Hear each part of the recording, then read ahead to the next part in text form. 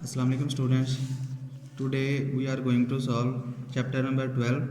The name of the unit is angles. Definition of angle. An angle refers to the space between two intersecting lines or surfaces at or close to the point where they meet. Example means के एक line ये है और एक line है ये है, इन दोनों लाइंस को जो आपस में इंटरसेक्ट कर रही हैं, यहाँ पे जो वो स्पेस है उसकी बात कर रहा है कि यहाँ पे अगर मैं एक आर्क खींच दूँ तो ये जितना बनेगा इसको हम क्या बोलते हैं, एंगल्स बोलते हैं। In geometry an angle is formed by two different rays. ये एक रेज है ए बी और सेकंड वन जो है वो ए सी है।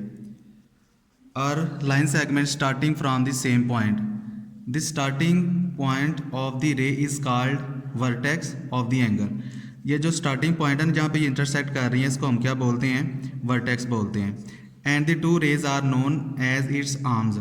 और बाकी की जो two rays है, एक इस तरफ को एक इस तरफ को, इसको हम बोलते हैं आर्म बोलते हैं। और यहाँ पे हम जो रेडियस आर्क लगाते जाएंगे ये हमारा क्या हो जाएगा, एंगल हो जाएगा।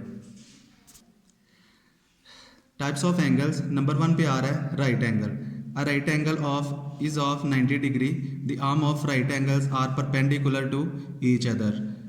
90 डिग्री का ये एंगल बनाता है और परपेंडिकुलर का हम बड़े अच्छे तरीके से सीख चुके हैं। नंबर 2 पे आ रहा है acute angle. An acute angle is less than 90 degree. Means के ये 0 से शुरू होगा और 89 डिग्री तक होगा, इसको हम बोलते हैं एक्यूट एंगल। नंबर 3 पे आ रहा है obtuse angle. An obtuse angle is more than 90 degree. 90 degree से ये बड़ा होगा बट लेस देन 180 डिग्री से ये कम होगा। Straight angle is of 180 degree. A straight angle forms a straight line.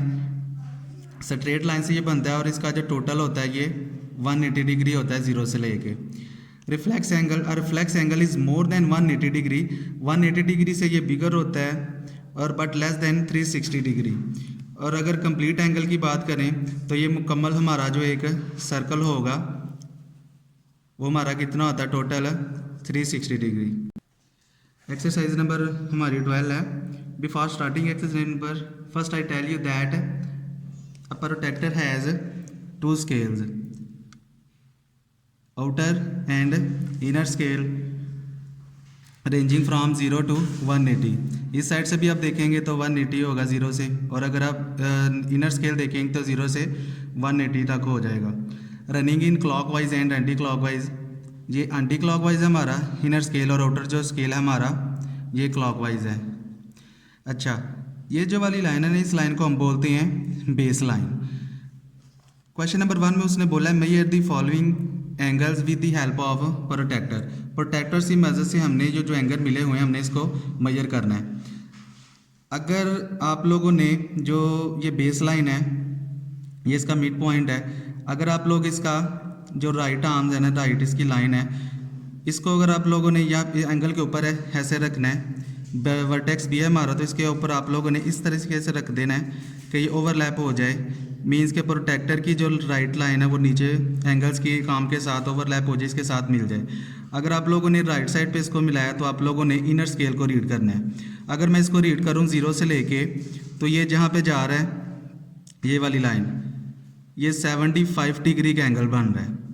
तो आप लोगों ने बुक पे सेम ही लिख देना है, angle A B, mid point पे एंगल बन रहा है ना, angle A B C is equal to, मैंने लिखा हुआ है angle A B C is equal to 75 degree. जहाँ पे एंगल बना हुआ उसको आप लोगों ने दरमियान में रखना है। इसी तरह से सेम एंगल टू, सीधी लाइन जो होती है वो परपेंडिकुलर होती है और 90 डिग्री का एंगल बनाती है, तो इसको हम लोगों को मेजर करने की ज़रूरत भी नहीं है, तो हम लोग सिंपल लिख देंगे angle D E F is equal to 90 degree.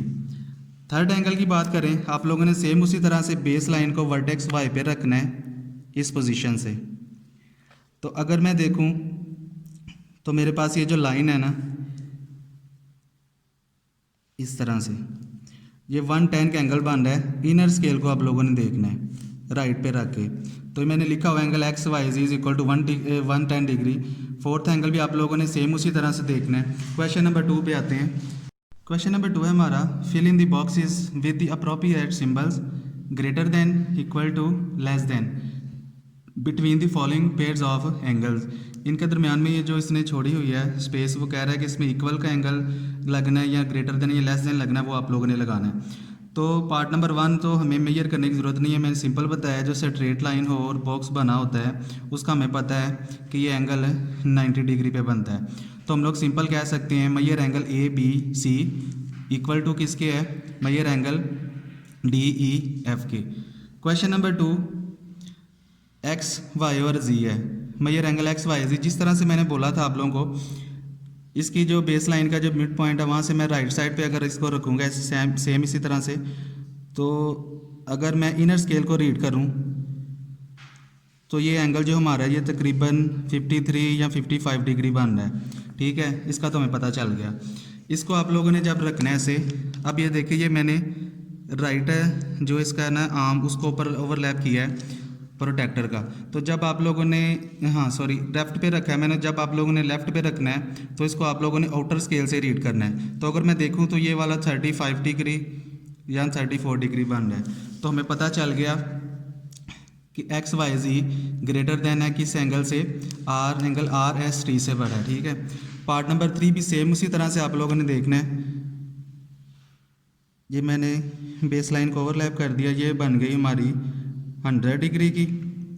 Inner scale को मैंने रीड किया और इसको मैंने बेस लाइन को रखा, तो ये मैंने लेफ़्ट साइड पे मैं देख रहा हूँ। तो इसको हमें क्या करना है, हमने आउटर स्केल देखना है हमने। तो अगर हम आउटर स्केल देखें तो यहाँ पे आ रहा है ये तकरीबन ये 120 डिग्री से अबव है। पहला हमारा कितना आया था 100। अच्छा, ये हमारा पास आया एंगल पी क्यू आर, ये आया था 100 और ये 120 डिग्री से अबव है। तो फिर हम सिंपल क्या इसमें साइन पुट कर देंगे, angle P Q R less than, इससे छोटा है ना, तो हम लोग सिंपल इसको रीड करेंगे measure angle M N L. That's for all good.